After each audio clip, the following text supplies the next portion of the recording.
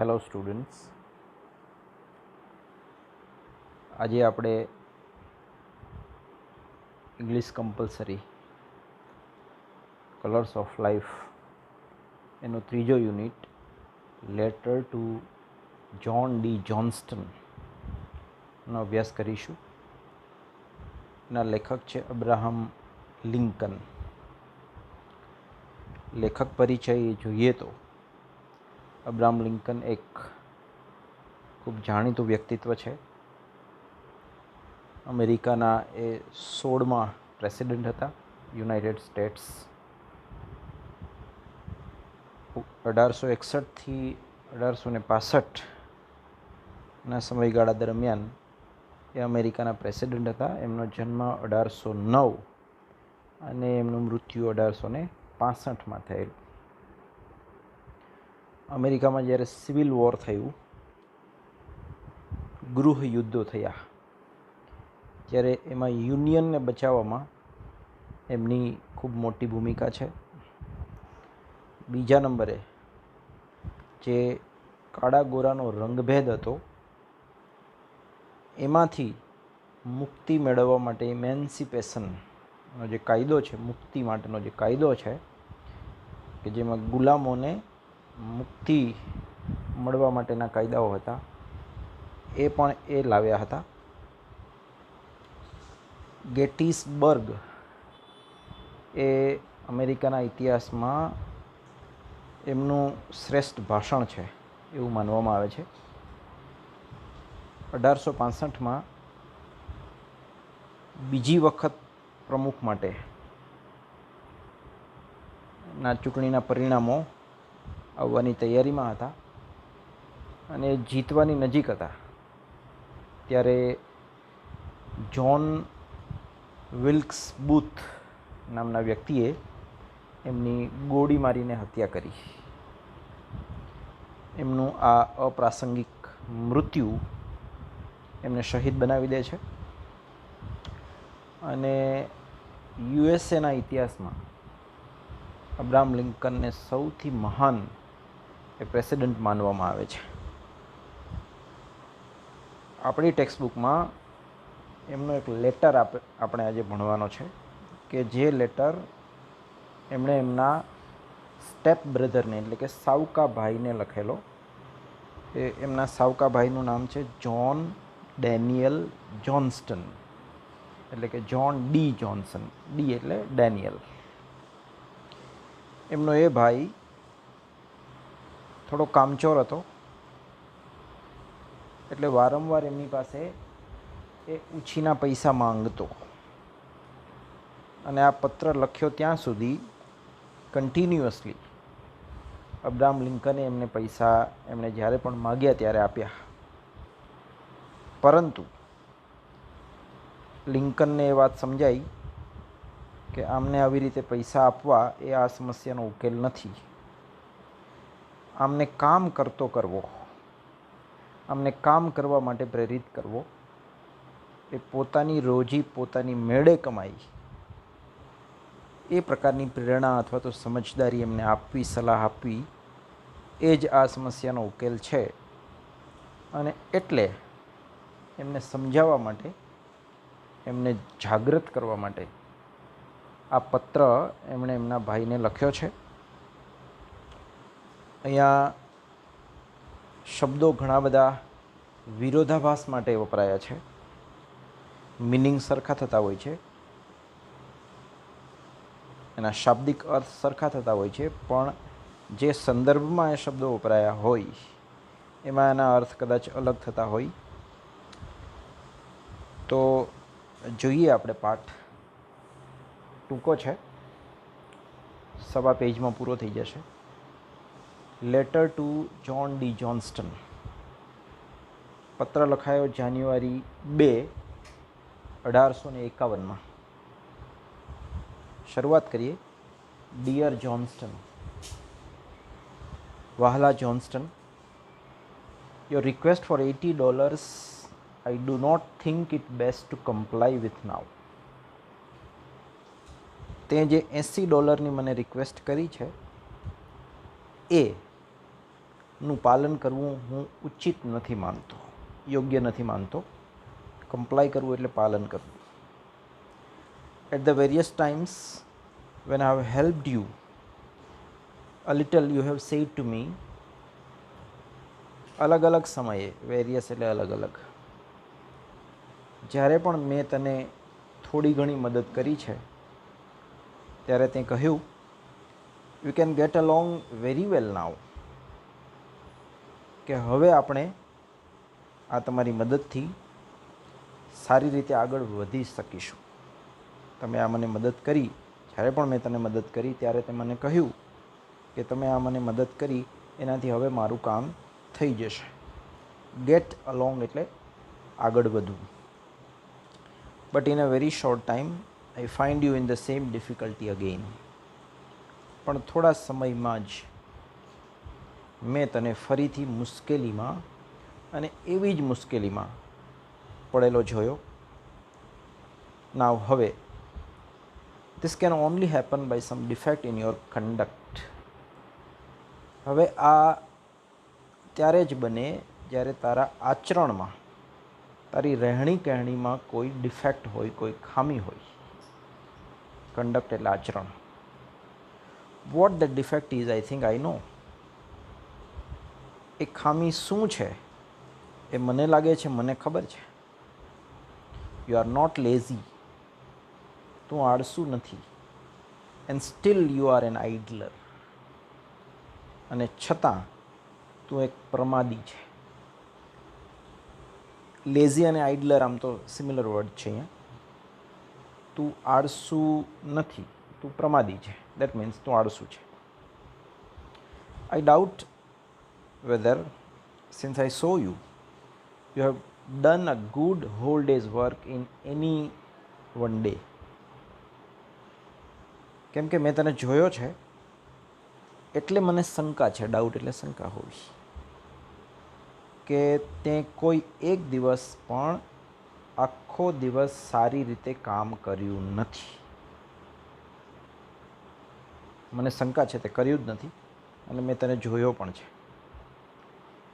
You do not very much dislike to work. તને કામ ખૂબ ડિસલાઇક, ગમતું નથી એવું નથી, કે તને તારા કામ પ્રત્યે ખૂબ અણગમો છે એવું નથી. But still you do not work much. પણ તું ઘણું કામ કરતો નથી, તું ખૂબ કામ કરતો નથી. મિયરલી, માત્ર, because it does not seem to you that you could get much for it. કારણ કે તને એવું નથી લાગતું કે તું કામ કરે છે એનું પૂરું વળતર તને મળે, એવું તું વિચારતો નથી, અને એટલા માટે તું કામ કરતો નથી. This habit of uselessly wasting time is the whole difficulty. નિરર્થક, ઉપયોગ વગર સમય વેડફવાની તારી આ જે હેબિટ છે, આદત છે, એ જ આખી સમસ્યા છે. એ જ આખી સમસ્યાનું જડ છે. યુઝલેસલી વેસ્ટિંગ ટાઈમ, નિરર્થક, મિનિંગલેસલી સમય બગાડવો. It is vastly important to you. એ તારા માટે ખૂબ જ અગત્યનું છે. વાસ્ટલી એટલે ખૂબ જ. And still more so to your children. અને એનાથી પણ વધારે અગત્યનું તારા બાળકો માટે છે. That you should break the habit. અને એટલે તારે આ હેબિટ, આ આદત છે એને બ્રેક કરવી જોઈએ, એને તોડવી જોઈએ. અહીંયા છોડવી જોઈએ એવો અર્થ પણ થઈ શકે. It is more important to them because they have longer to live. તેઓના માટે તો વધારે અગત્યની છે. તેઓ એટલે એમના બાળકો. કારણ કે તેઓને વધારે લાંબુ જીવવાનું છે. And can keep out of an idle habit before they are in it. અને એ તારા બાળકોને આ લત લાગી જાય, આઇડલ હેબિટ, આળસુ રહેવાની, પ્રમાદી રહેવાની આદત એમને લાગી જાય, એમાં એ પ્રવેશ કરે એ પહેલાં જ એમને દૂર રાખ. કીપ આઉટ ઓફ, દૂર રાખ. Easier than they can get out after they are in. જો એકવાર એમાં ફસાઈ જશે આવી કોઈ આદતમાં, તો પછી એમને બહાર કાઢવા એ ઇઝી નહીં હોય. એમને અત્યારે દૂર રાખવા ઇઝીયર છે. You are now in need of some money, and what I propose is that you shall go to work tooth and nail. તારે અત્યારે થોડા પૈસાની જરૂર છે. In need of some money, પૈસાની જરૂર છે. and what I propose is, અને હું વિચારું છું, હું માનું છું, હું તને સલાહ આપું છું, સૂચન કરું છું, અને એકમાત્ર સૂચન છે, you shall go to work tooth and nail for somebody who will give you money for it. તારે એવા કોઈ વ્યક્તિ કે જે તને પૈસા આપી શકે એમના માટે પૂરા પ્રયત્નથી કામે જવું જોઈએ. એક ઇડિયમ, એક રૂઢિપ્રયોગ અહીં આપેલો છે, tooth and nail. With full effort, with full determination, with full commitment, પૂરા પ્રયત્નથી કોઈ એવી વ્યક્તિ માટે કામ કરવા તારે જવું જોઈએ, એવી વ્યક્તિ પાસે કામે જવું જોઈએ કે જે તને એનું પૂરું અથવા સારું વળતર આપી શકે.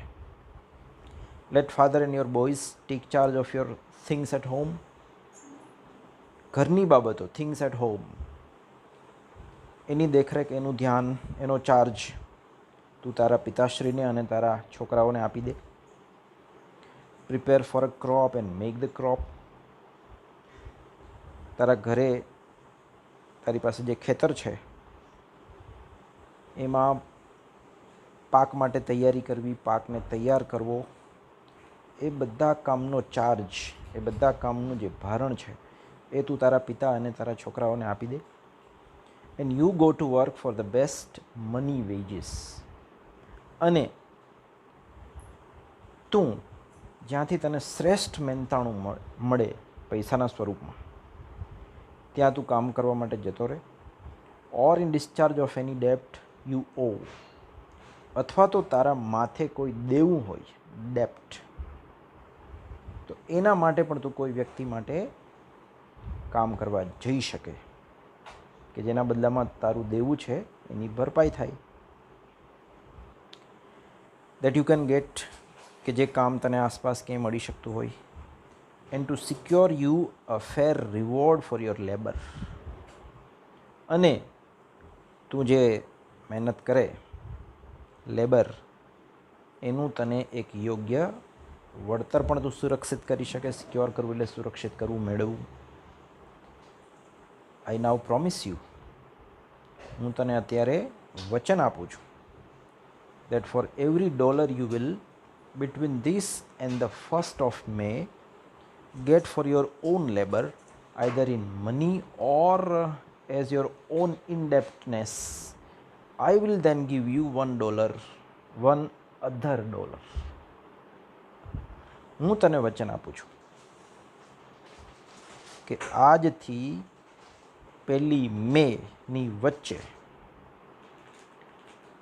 તું ક્યાંય પણ લેબર માટે, મહેનત કરવા માટે જઈશ, કામ માટે જઈશ, કામ કરીશ, અથવા તો તારું દેવાળું છે, તારું દેવું છે, એના બદલામાં તું કામ કરીશ, તો એ $1 આવક ઉપર બીજો $1 હું તને આપીશ. એ હું તને પ્રોમિસ કરું છું કે તું ક્યાંય પણ કામે જા અને એના બદલામાં તને પૈસા મળે કે તારું દેવું ચૂકવાય, એવા $1ની સામે હું તને બીજો $1 વળતરમાં આપીશ. એની હું તને પ્રોમિસ કરું છું.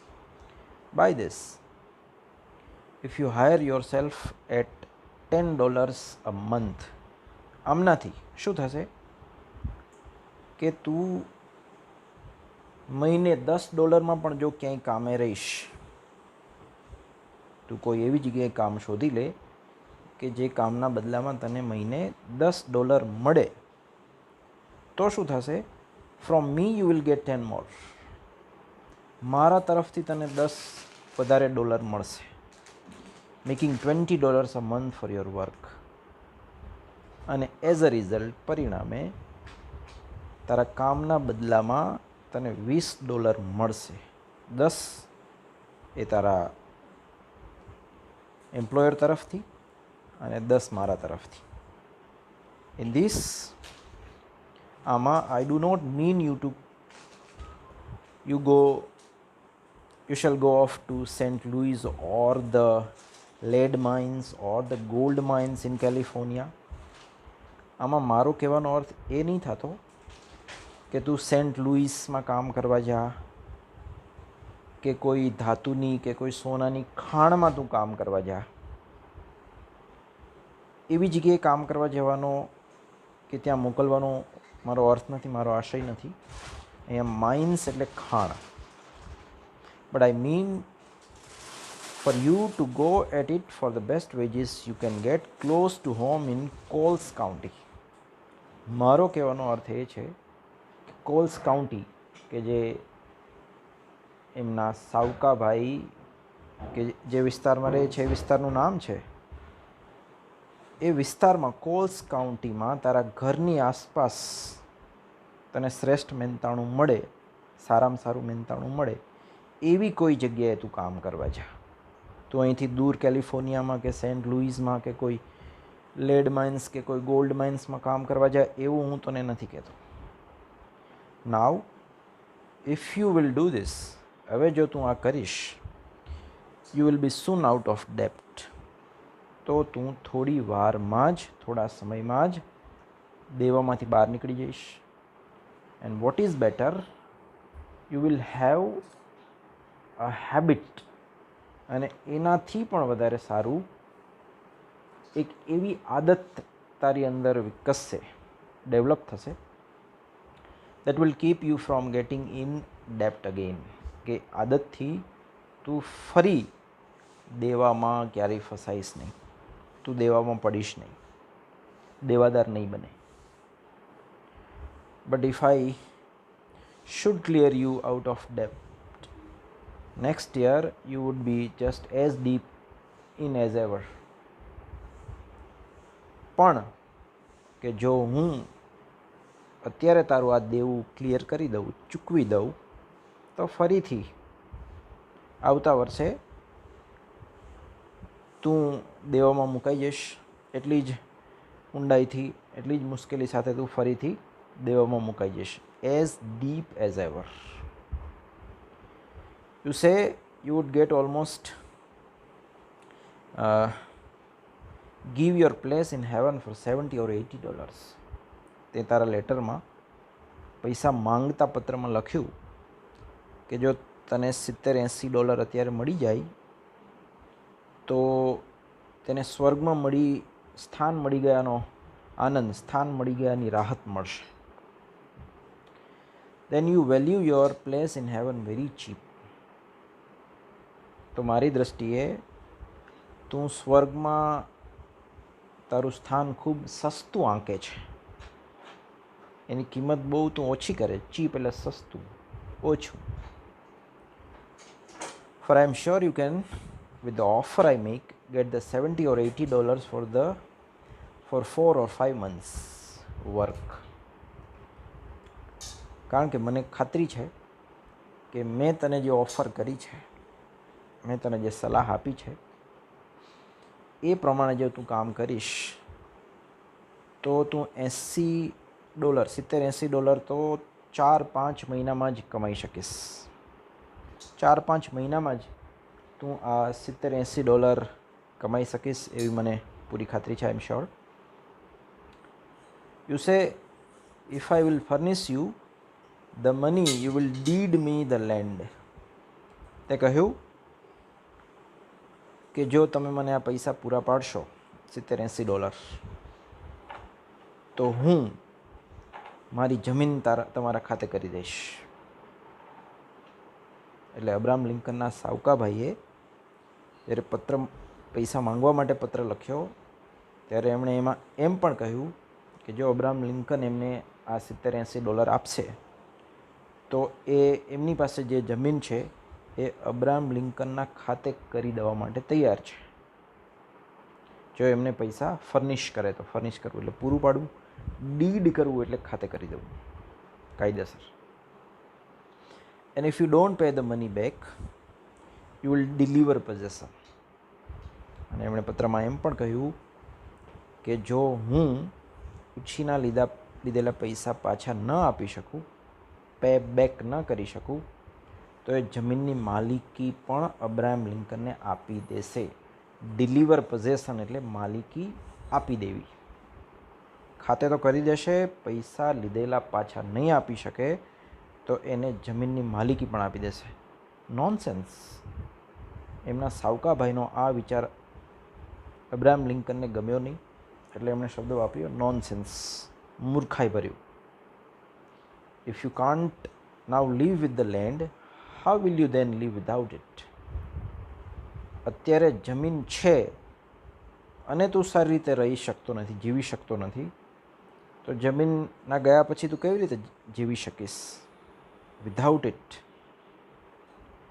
You have always bin kind to me. Abraham Lincoln એના ભાઈને છેલ્લે કહે છે કે તું હંમેશા મારા પ્રત્યે કાઇન્ડ રહ્યો છે, દયાભાવ સાથે રહ્યો છે. And I do not mean to be unkind to you. અને મારી કોઈ ઈચ્છા તારા પ્રત્યે અનકાઇન્ડ થવાની નથી, દયાવિહીન થવાની નથી. ઓન ધ કોન્ટ્રરી, ઉલટાનું. If you will but follow my advice, જો તું મારી સલાહને ફોલો કરીશ, અનુસરીશ, માનીશ, you will find it worth more than 80 times $80 to you. તો એ સલાહ છે, એનું મૂલ્ય 80 વખત $80 કરતાં પણ વધારે રહેશે.